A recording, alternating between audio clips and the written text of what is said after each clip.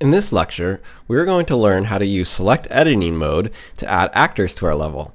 So the level editor has 6 different editing modes. To choose the mode you want to work in, simply click on one of the modes buttons in the toolbar, or hold down the shift key and press a number key between 1 and 6, depending on which mode you want to use. So if I press shift and the 4 key at the same time, it will take me into the 4th editing mode here, which is mesh paint editing mode. Or if I press shift and the 5 key, it will take me into the 5th mode. But in this lecture, I'm only going to discuss the first mode, which is called select editing mode.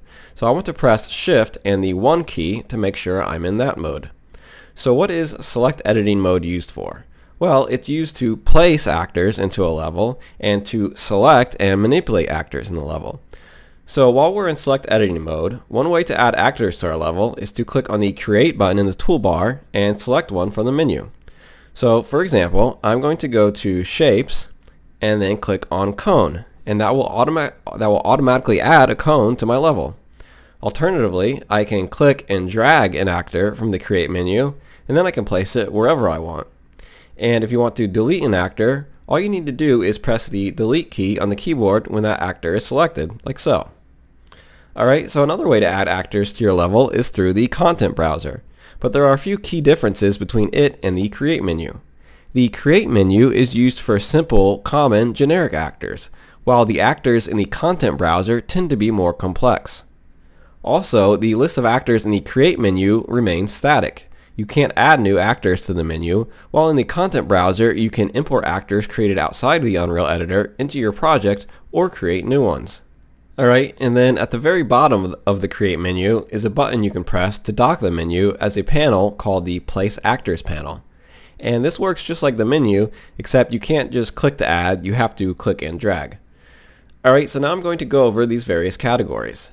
The Place Actors panel is divided into categories of different groupings of actors.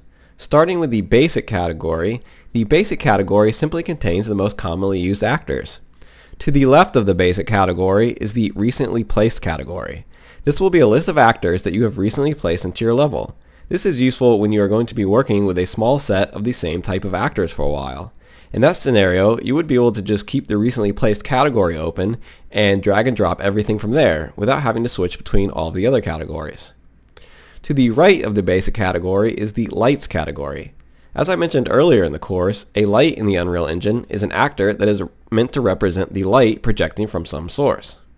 Next is shapes, which contains static meshes in the form of some basic geometric shapes.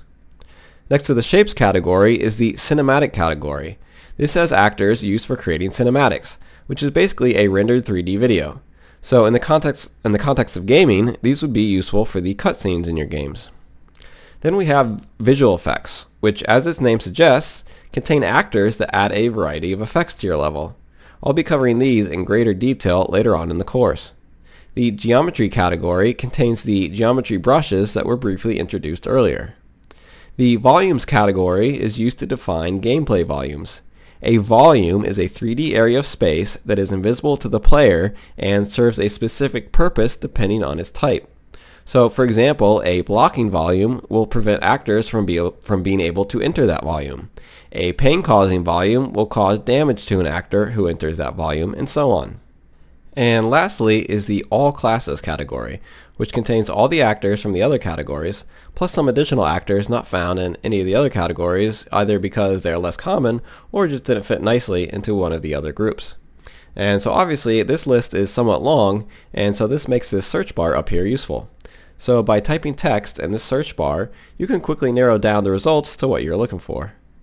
Alright, and that will conclude the lecture on select editing mode.